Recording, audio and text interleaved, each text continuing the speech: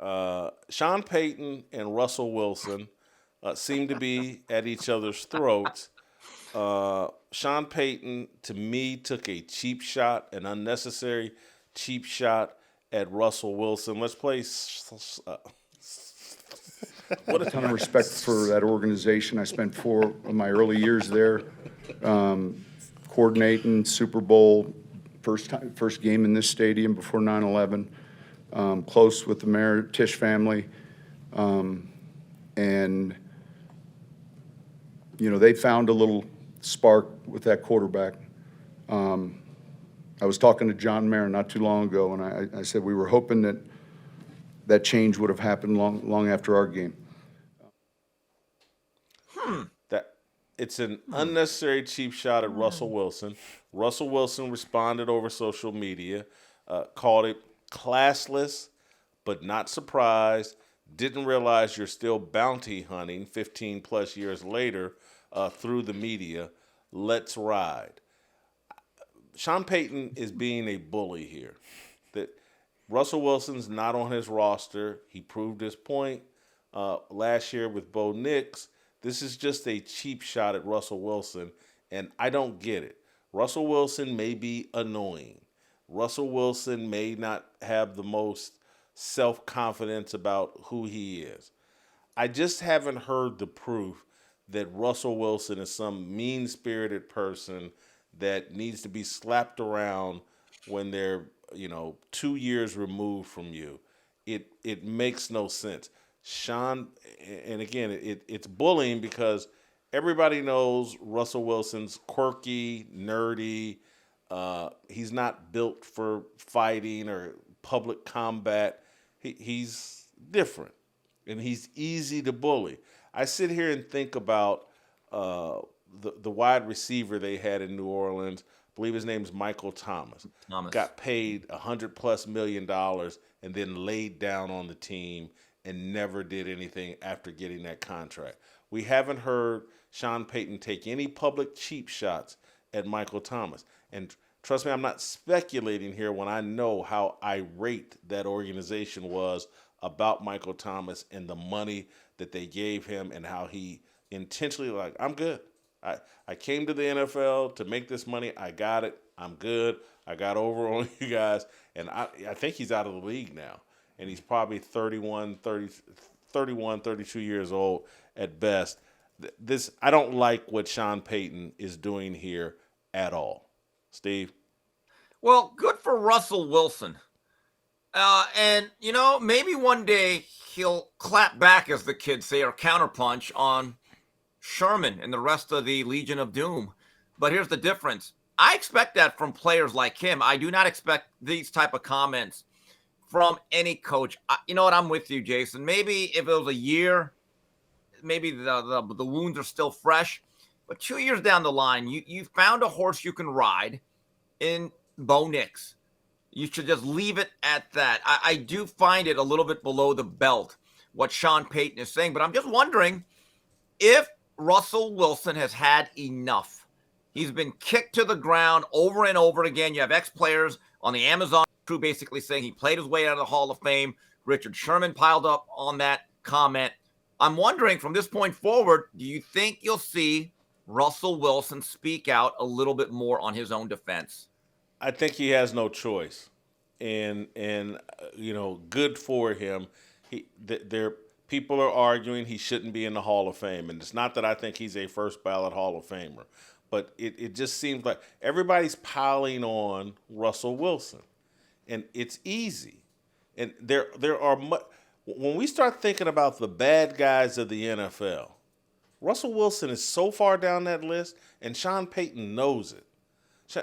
Sean, again, he coached in New Orleans. He's coached for a long time. He's been around a lot of bad guys in the NFL. He might be one. Yeah, he literally, yeah. And so let's bully Russell Wilson. This looks weak, man. This is, I don't. It makes me want to root against Sean Payton. And I liked Sean Payton and liked what he's done there in Denver, and kind of halfway like rooting for him. But I don't like Sean Payton. I was looking up your Michael Thomas stuff. It is unbelievable what happened. He became the highest paid receiver in the league, 5 years, $100 million. And then that year he actually had a really good year. Yeah. Then after that, he played 7 games, 0 games, 3 games, 10 games. And then he's been done since 2023. That may be that's Albert Hainsworth bad as far as sign a contract, be totally useless the next minute. Look, he caught his first 4 years 1,100 yards, 1,200 yards, 1,400 yards, 1,700 yards.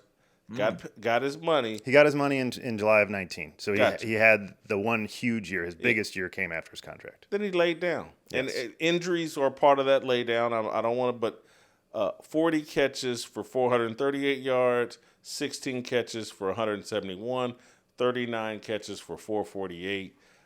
And It's bad. trust me, I know how irate the entire upper management coaching staff was in New Orleans about Michael Thomas.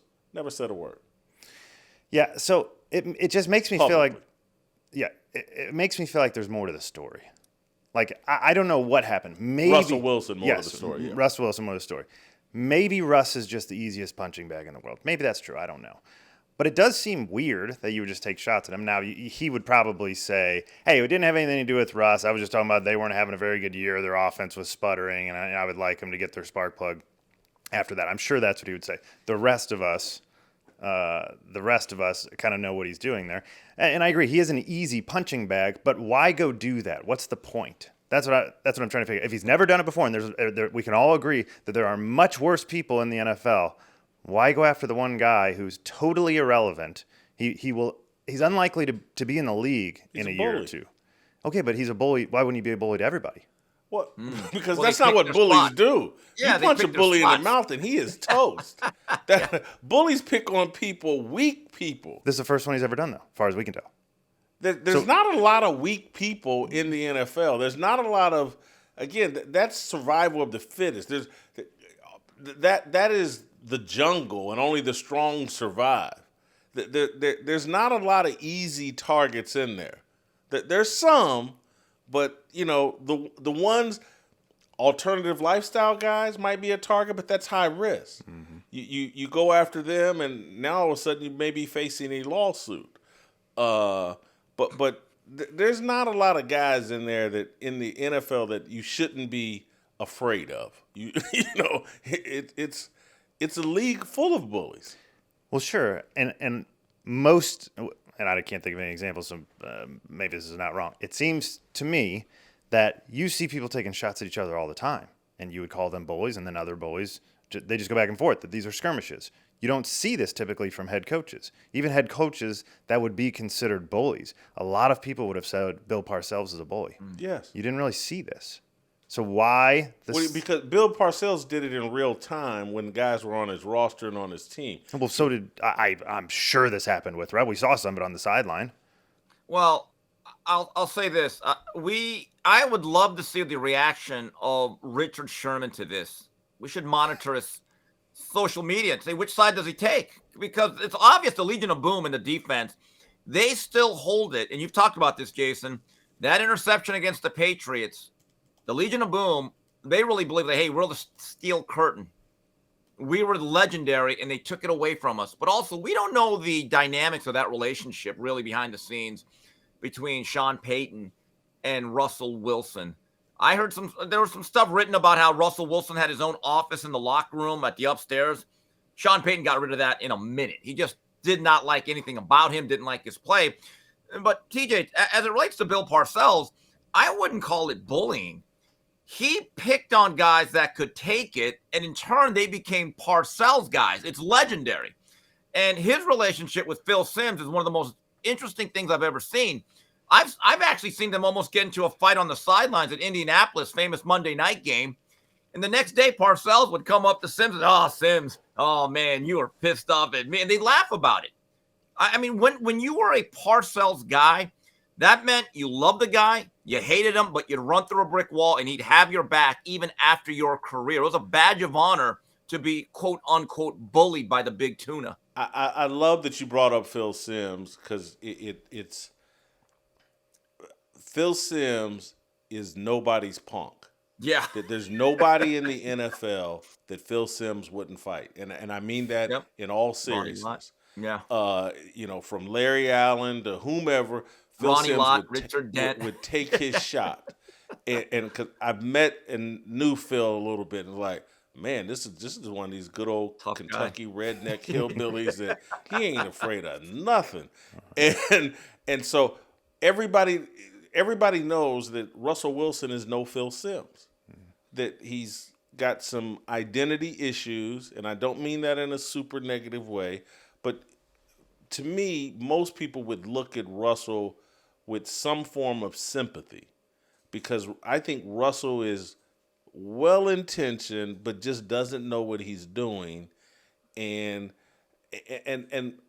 trust me, as it relates to the black players in the NFL, Sean Payton's dealing with kid gloves because he doesn't want that race card played on him. 70% of the locker room is black, but he knows you can get away with it. It's been legalized by Richard Sherman and everybody else. You can say whatever you want about Russell Wilson, and black people aren't going to cape up for it. Like what you saw?